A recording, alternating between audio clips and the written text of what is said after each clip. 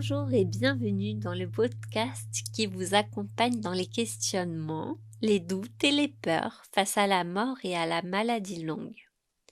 À travers vos partages, vos témoignages, vos interventions, vous contribuez avec moi à ouvrir la parole, briser le tabou et créer des espaces d'écoute qui peuvent servir à d'autres et apporter plus de légèreté, de liberté et de sérénité dans ces périodes difficiles à traverser, tant émotionnellement que physiquement. Je m'appelle Adèle, accompagnante dans le fil de votre vie. Depuis 2008, j'accompagne les personnes dans leur chemin pour les aider à faire évoluer leur vie au quotidien. Aujourd'hui, je vais vous parler de la mort, un des sujets les plus tabous dans notre société occidentale où nous vivons comme si nous ne devions jamais mourir. C'est un peu comme si la mort elle-même, c'était une anormalité. Dans cet épisode, je vais vous parler d'aller à la rencontre de vos peurs, de vous faire confiance, de vous ouvrir pleinement finalement au cycle de la vie et de la mort. Donc il y a aujourd'hui Roxane Rémy qui est avec moi, une professionnelle de l'accompagnement deuil et fin de vie, qui nous parlera de son expérience un peu après. Dans le dernier épisode, je vous parlais de résilience et de fil de vie. Donc je vais reprendre d'abord ma petite image, voilà, de l'équilibriste et du fil tendu.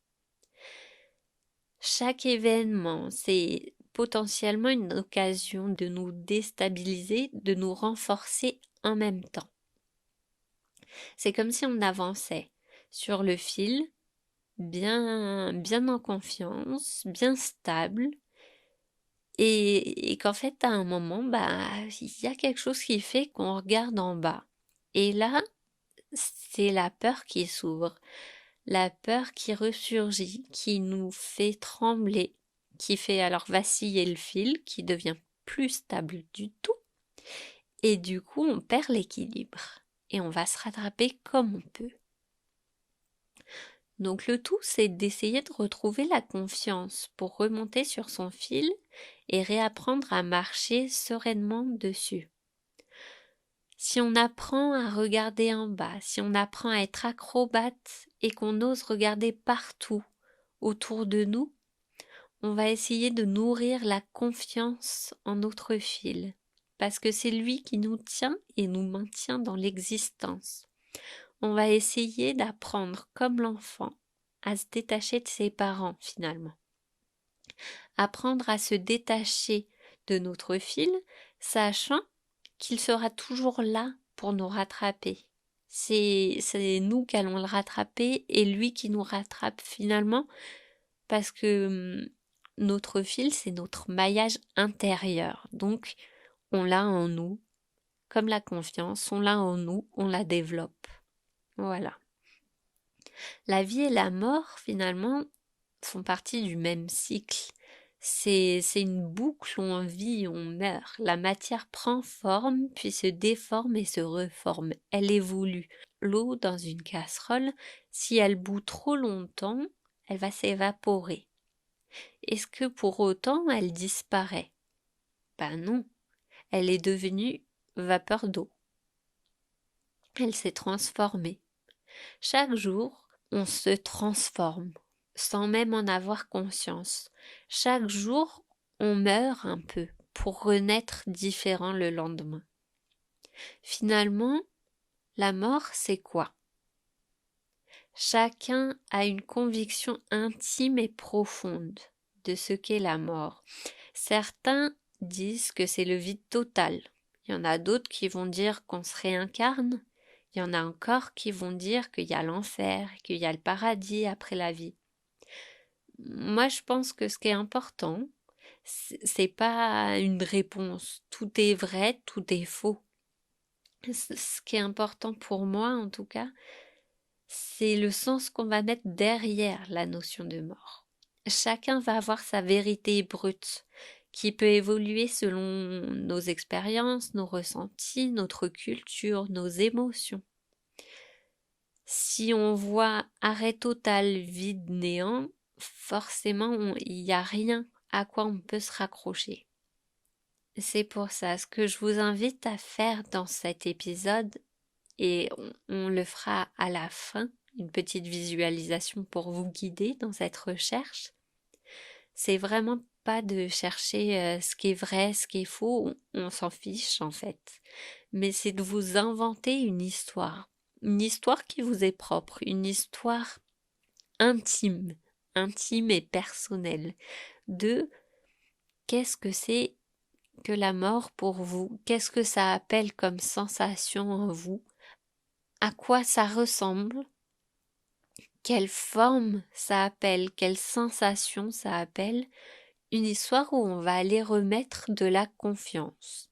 Et on va nourrir votre maillage intérieur de confiance pour accepter ces formes, accepter ces émotions qui vont et qui viennent. Voilà, donc ça, c'est un petit exercice que je vous proposerai tout à la fin. Pour le moment, je vais accueillir Roxane, voilà, qui est ici avec moi, qui va nous partager maintenant son expérience.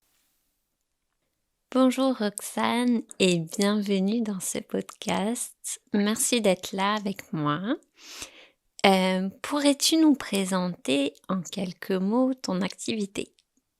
Je suis Roxane Rémy, j'accompagne la fin de vie et le deuil, avec un postulat de base que la mort fait partie de la vie et que la mort est surtout pas un problème. Quand je dis que c'est pas un problème, c'est que c'est pas une maladie. C'est comme le deuil, souvent on dit ah là là, je suis en deuil, mon Dieu, c'est un problème, c'est grave. Oui, c'est important, c'est douloureux, c'est puissant, mais c'est pas un problème de maladie. Du coup, c'est remettre la mort à sa juste place dans un cycle de vie. Et pour ça, il y a plein d'outils qui d'apparence semblent simples, mais qui ne le sont pas tant que ça. C'est-à-dire de pouvoir accompagner quelqu'un qui est prêt à mourir, ou alors une personne qui accompagne un mourant, ou tout simplement quelqu'un qui a perdu un proche. Ça demande beaucoup de présence et de répondre à certains sujets d'importance, quoi. Oui. Je peux répondre aussi que je suis praticienne d'une méthode d'acupression qui permet de libérer des blocages. Alors voir la mort comme un blocage, c'est pas méga juste. En revanche, quand on a peur de mourir, qu'on a peur de la mort, qu'on a peur d'une manière de mourir, ça peut donner des informations dans les cellules qui empêchent de lâcher en fait, et qui empêchent de transformer. Donc ça, c'est une deuxième casquette que j'ai et que je peux mettre au service dans mes accompagnements quand on me le demande ou quand c'est nécessaire. De rééquilibrer le niveau émotionnel face à la mort, face à la fin de vie, face aux émotions fortes. D'accord. Et comment tu abordes les sujets de la mort et du deuil avec les personnes qui viennent te voir? Quels sont les moyens peut-être que tu utilises en général, parce que bien sûr à chaque fois ça doit être très différent? Alors, effectivement, il n'y a pas de réponse claire et précise parce que ce que j'aime dans ce métier, c'est que justement tout est unique et nouveau à chaque fois. Il y a des personnes qui vont avoir la parole facile et qui vont avoir leurs besoins clairs aussi et identifiés. Du coup, avec ces personnes-là, c'est plus simple. Ils viennent, voilà, je vais mourir, ou alors j'ai un proche qui va mourir et je me sens dépassée, perdue. J'ai besoin d'aide, quoi. Donc là, c'est clair, c'est plutôt facile. On va Oui. dérouler qu'est-ce qui fait peur, on va aller chercher les émotions, mais on va aussi se taire, en fait. Dans l'accompagnement, c'est important de pouvoir identifier le besoin, mais surtout de le laisser couler. Parce que ce qui change avec un accompagnement psychologique, par exemple, d'un accompagnement comme je propose, c'est qu'il n'y a pas la notion d'aller réparer le problème. La notion, elle est surtout de conforter ce qui existe et d'y laisser une place. Je ne vais pas empêcher les gens de souffrir et de mourir, voilà, et de souffrir une fois qu'ils seront partis. Je vais mettre en place un lien de confiance et de sécurité qui va leur permettre de prendre en main ce qu'ils sont en train de vivre et de le transformer. C'est-à-dire qu'ils vont y recevoir de l'écoute, recevoir une présence, recevoir une sécurité qui va leur garantir de pouvoir vivre leurs émotions au moment où c'est opportun, avec l'intensité qui sera juste et avec une personne qui sera solide et qui aura pas peur de ce qu'ils vivent. Tout ce cheminement-là, il est bon pour tout le monde. Donc autant cette personne qui va connaître ses besoins, eh ben, on va rentrer plus vite dans le vif du sujet, ou après on va clairement énoncer la mort avec des mots clairs et précis. Mais il y a d'autres personnes qui seront moins à l'aise et qui pour autant auront besoin de soutien. Et là, ben, on va prendre un peu plus de temps, et c'est pas grave. Le temps de tisser une confiance entre nous, le temps de comprendre comment ils fonctionnent, le temps pour moi de m'adapter à leur rythme, et ensuite de pouvoir répondre à ces besoins qui sont des besoins primordiaux pour tout le monde, et on pourra y revenir si tu veux. Merci Roxane pour ta présentation. Donc, si je reformule, l'accompagnement deuil et fin de vie que tu proposes est vraiment fait pour ouvrir un espace d'échange et le faire vivre. Est-ce qu'on peut dire comme un espace de consolation? Consoler, c'est important parce que il y a une phase dans ce processus où vraiment on a juste envie de se plaindre et d'avoir quelqu'un qui nous prend dans les bras en fait. Voilà. Mais c'est pas consoler en minimisant ce qui est en train de se passer, ni en l'amplifiant. C'est vraiment de reconnaître tout simplement, de manière la plus juste possible, reconnaître l'état de tristesse, l'état de peur, l'état de colère, l'état d'impuissance, et reconnaître aussi ce qui déstabilise énormément tout le monde, hein, c'est cette mouvance dans ses émotions et cette instabilité en fait. Est-ce qu'il y a des points communs, des choses qui te paraissent importantes à nous partager par rapport à la fin de vie? Ben, en fait, peut-être que ce qui est important de rappeler à tout le monde, c'est que, alors moi je vais parler du deuil, mais quand je parle du deuil, je parle aussi de la fin de vie. Parce que ça se passe à peu près de la même manière, dans les grandes lignes, hein, pas évidemment, c'est jamais vécu de la même manière, mais dans les grandes lignes, il y a des sécurités importantes.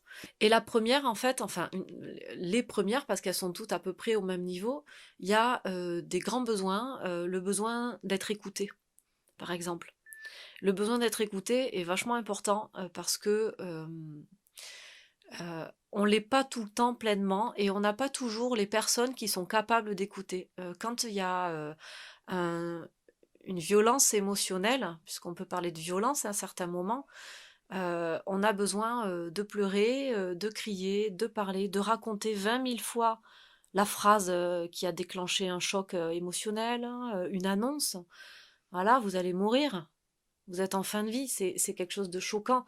Et cet endroit-là, alors celui-là ou un endroit juste à côté, on a besoin de le répéter. Donc le besoin d'être écouté est primordial. Le besoin d'être entouré l'est aussi. Être entouré, alors on peut être entouré de plein de personnes et se sentir entièrement seul, tout simplement parce que on ne sait pas trop comment aller jusqu'au bout de ce qu'on ressent. On ne sait pas comment l'autre va accueillir des émotions fortes. On n'est quand même pas dans un pays où les émotions sont facilement euh, accueilli, où ça va pas faire bouger des choses à l'intérieur de notre interlocuteur, hein. Quand moi j'accueille des mamans qui ont perdu un bébé, par exemple, clairement, ce qui ressort, c'est le besoin de raconter, mais de pas savoir à qui. Oui. Parce qu'en face, ben, ça fait des projections, parce qu'en fait, on n'a pas de mots, parce qu'on sait pas comment rassurer, et puis ça va quand même aller frapper l'histoire de chacun, quoi.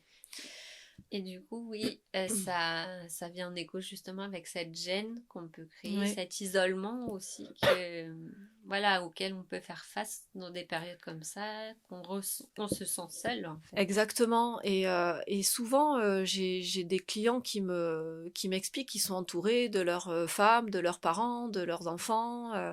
Euh, alors ça convient à un moment donné, c'est très très important d'être entouré. En revanche, il y a toujours une limite à un moment donné, parce que cette limite, elle tient tout simplement qu'on n'est pas tous capables d'accueillir H24 et pendant des mois, voire des années, puisque n'oublions pas que ça dure longtemps, un processus. Mmh. Le chagrin, l'impuissance, la colère, c'est pas facile. Alors c'est possible à un moment donné, mais à la fois l'interlocuteur en face, il va plus avoir envie ou plus avoir les compétences, hein, ou plus avoir le temps. Et à la fois la personne qui a ce besoin va sentir limitée aussi parce que elle va sentir ben, qu'en fait il y a une gêne quelque part et elle n'a pas envie d'être une gêne de plus. Eh oui, c'est Voilà. vrai. Donc il y a ce besoin d'écoute, il y a ce besoin d'être entouré, il y a un grand besoin de sécurité.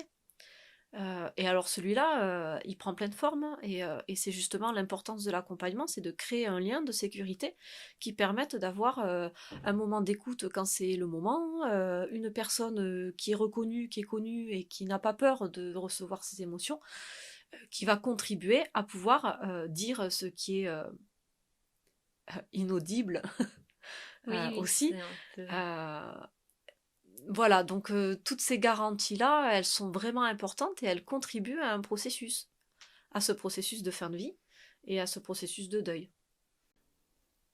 Alors, il me semble pour te connaître un petit peu que la spécificité de ton accompagnement, c'est une sorte d'adaptabilité par rapport à la distance et au moment. Parce que voilà, le deuil, la fin de vie sont des instants où l'émotion peut changer très très vite d'un instant à l'autre. Donc voilà, par rapport à ça, qu'est-ce que tu pourrais nous en dire? Ou- Alors en fait, quand je parle de distance, moi je parle d'instant. C'est juste que j'utilise un outil distanciel, comme les visios, comme les audios. Donc je l'appelle accompagnement à distance parce que on se voit pas, on se touche pas. En revanche, ça répond à un besoin urgent de pouvoir justement confier quelque chose au moment T, quoi. Pas 10 minutes après ou 2 jours après. Voilà. Donc, en fait, on peut demander un accompagnement en fonction de son besoin. Moi, je reviens toujours sur les besoins, hein, c'est Oui, pénible, hein, oui, non, mais mais c'est... euh, les personnes qui ont un besoin de proximité, qui ont besoin de câlin, qui ont besoin de chaleur physique, qui ont besoin d'un contact humain proche, effectivement, ce sera bien qu'ils soient dans la région. Comme ça, on peut aller se balader, on peut aller boire un thé, on peut aller sur la tombe, on peut aller se recueillir quelque part, je peux accompagner un rendez-vous médical, un rendez-vous n'importe où. Voilà. Moi, je deviens un outil à ce moment-là. Mais il y a des personnes qui vont avoir besoin d'une présence, d'une chaleur, d'une écoute et d'une disponibilité, mais qui sont pas forcément câlins, bisous, papouilles. Et là, on peut être dans de la distance, c'est-à-dire de la vraie distance, c'est-à-dire qu'on se verra peut-être jamais, alors peut-être on va se faire une visio, peut-être on va s'envoyer une photo, enfin il va quand même se créer un lien intime, c'est-à-dire qu'on va savoir qui on est, mais tout va passer par un canal distanciel. Mais dans cette distance, il y aura tout autant de présence, d'enveloppement et de disponibilité. C'est juste que ça passera par autre chose. Et là, ça dépend des besoins des gens. C'est-à-dire que si moi, je suis pas hyper à l'aise à l'idée de devoir voir quelqu'un, que c'est plus simple pour moi d'être en distance parce que je peux appeler quand je veux, parce que je peux pas me montrer parce que j'aime pas trop mon image. J'ai pas envie qu'on me voit avec mes yeux bouffis, hein.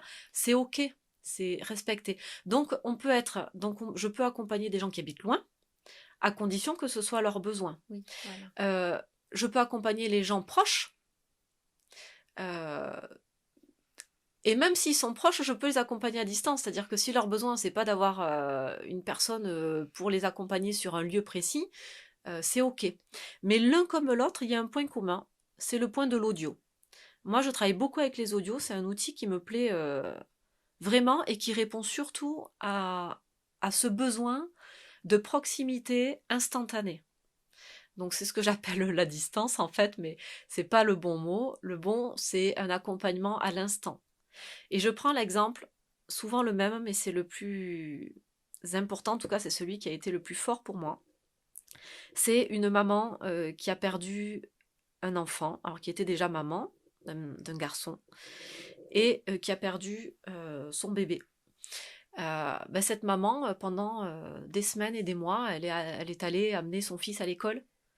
Voilà, à 9 heures, elle pose à l'école, et puis elle repart, elle fait ses affaires. Et puis un jour, elle pose à l'école, et là, elle fond en larmes parce qu'elle se rend compte ce jour-là que son bébé n'ira jamais à l'école. Mais c'est à ce moment-là qu'elle m'a appelée. Alors quand je dis appeler, c'est un audio, parce que je suis pas toujours disponible directement, par contre. Euh, Elle m'a posé cet audio, et le fait de le poser, ça lui a permis d'être immédiatement euh, enveloppée par moi. Elle a été immédiatement dans une sécurité de pouvoir le dire à quelqu'un qu'elle connaît. Elle sait pourquoi, elle sait comment, elle sait qu'elle n'aura pas de jugement et qu'elle aura un Voilà. retour. C'est-à-dire que cet audio, même si je l'entends que 2 heures après, ou peut-être de suite, hein, je vais répondre. Et elle ne sera pas toute seule.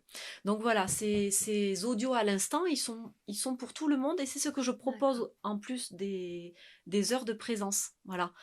Donc les heures de présence, que ce soit des heures de présence physique ou des heures de présence à distance.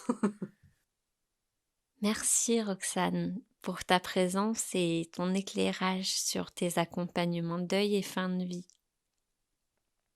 Vous aurez en description tous les liens pour la rejoindre si vous avez envie, voilà, de la connaître un peu plus. Vous pouvez la rejoindre sur Facebook, sur son site et sur le site Couleur Plume, voilà, dont elle fait partie.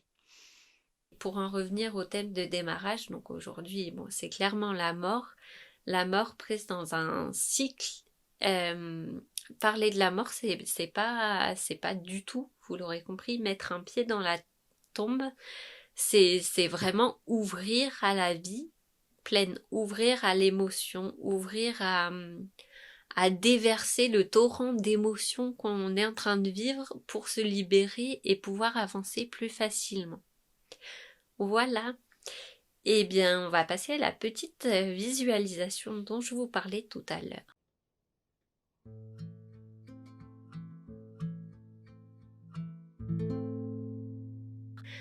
Donc, je vous invite à fermer les yeux, à prendre une grande inspiration et à expirer profondément jusqu'au bout. En quelques minutes, on va aller observer, ressentir à l'intérieur de nous les émotions, les sensations, les couleurs qui peuvent émerger. Inspiration, expiration. Je laisse couler. Je laisse couler la vie en moi sans interférer.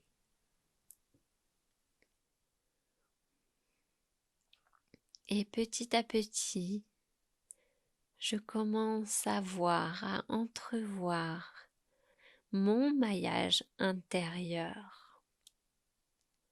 Un petit fil au niveau de mon cœur qui prend les reflets d'ombre et de lumière. Un petit fil doré, doré et transparent, translucide. Je le suis du regard de mon regard intérieur. Je le vois recouvrir mon cœur d'un maillage doux et rassurant. J'entreperçois à travers les mailles des zones d'ombre, des failles, des trous. J'inspire profondément et j'expire. J'essaye d'aller creuser derrière ce maillage, d'aller voir ce qui se cache. Des petits espaces qui bouillonnent à droite, à gauche, dans mon intérieur. Des espaces un peu plus durs, moins confortables. Je les identifie dans les trous de mon cœur. J'entreaperçois des petits espaces noirs. Peut-être sont-ils violets, peut-être finalement tirent-ils un peu vers le bleu nuit. Ils ne sont pas totalement noirs finalement. Si je regarde bien, ils sont teintés d'une couleur qui émerge. Et j'essaye de ressentir à l'intérieur de moi, ressentir et nommer peut-être cette sensation. Je repense à une personne ou des personnes chères à mon cœur qui ont disparu et je fouille dans mon cœur pour les retrouver. Où sont-elles cachées? Est-ce que j'arrive à les voir, à les visualiser dans mon cœur? Quelle est leur forme? Quelles sont leurs couleurs? Je laisse mon maillage intérieur se teinter de tous ces souvenirs, de toutes ces sensations.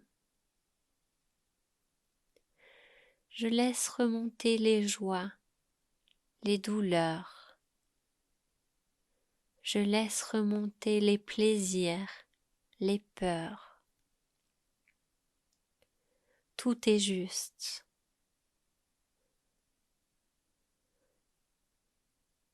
Tout forme une danse en moi. Je sens mon cœur qui s'agite, qui bouillonne de vie.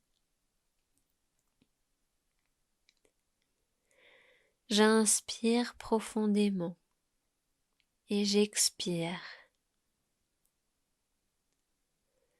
Je ressens ce bouillon de vie en moi, ce bouillon d'histoire, de mémoire, de sensations et d'émotions qui remontent, qui bouillonnent et m'emplissent tout le corps.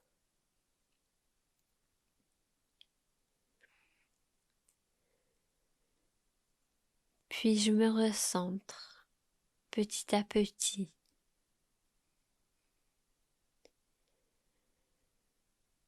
Je fixe mon attention sur mon maillage intérieur, sur ma toile de fil translucide et doré, qui tisse tout ça, qui raccorde, qui renoue, qui rebouche les trous, mais laisse passer l'émotion. Des mailles assez lâches pour laisser passer, laisser circuler, mais des mailles assez serrées pour tenir chaud et rattraper la confiance. La confiance qui passe dans tout le fil du maillage pour faire circuler la confiance en moi. Confiance, tout est à l'intérieur de moi, tout peut s'exprimer à l'extérieur de moi. Tout peut circuler. Et je ressens, je fixe mon attention sur mes sensations, sur mes souvenirs, sur mes émotions.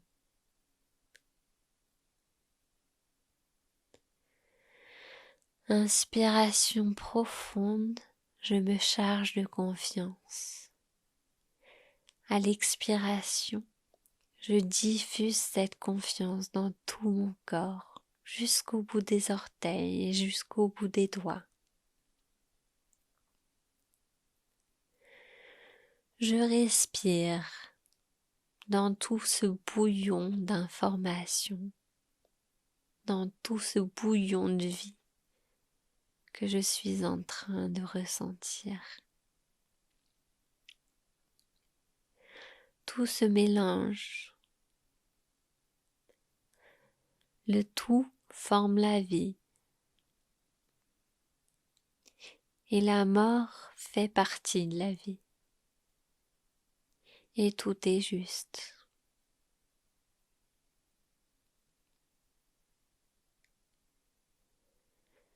J'inspire profondément et j'expire. Je me vois en train de donner la main à mes peurs. Je me vois en train de danser dans mon cœur à l'intérieur. Je danse autour du feu sans m'y brûler.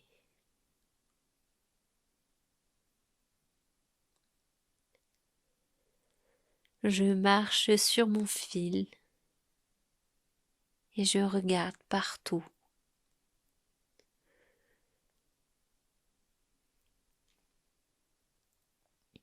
Je marche sur mon fil et je regarde devant.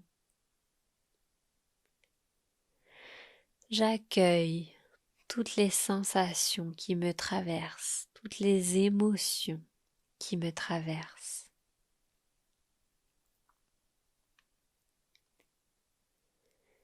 Et je me recentre.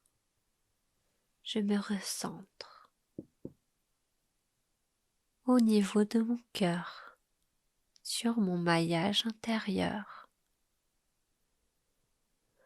Inspiration profonde, expiration.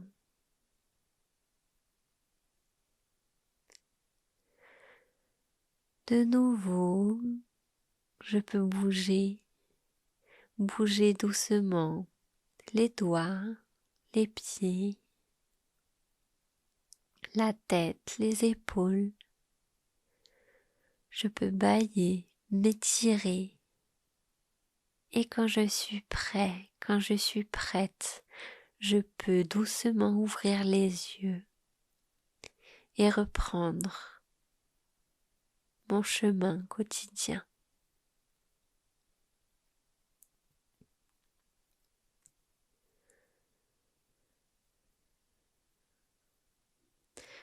Voilà pour cette petite visualisation du jour. J'espère qu'elle vous aura aidé à aller à la rencontre de vos émotions intérieures et aller à la rencontre de vos peurs.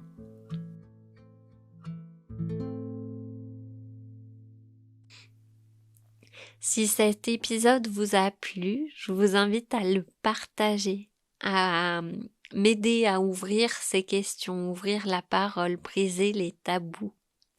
Je vous invite à vous abonner et à aller voir mon canal Telegram qui s'appelle aussi Guérison intérieure, où je vous propose régulièrement des inspirations. Des inspirations, que ce soit des tutos, d'automassage ou de création, ou que ce soit des phrases du jour, des phrases de réflexion, des citations, voilà, ou des images qui vous donnent une inspiration pour la journée.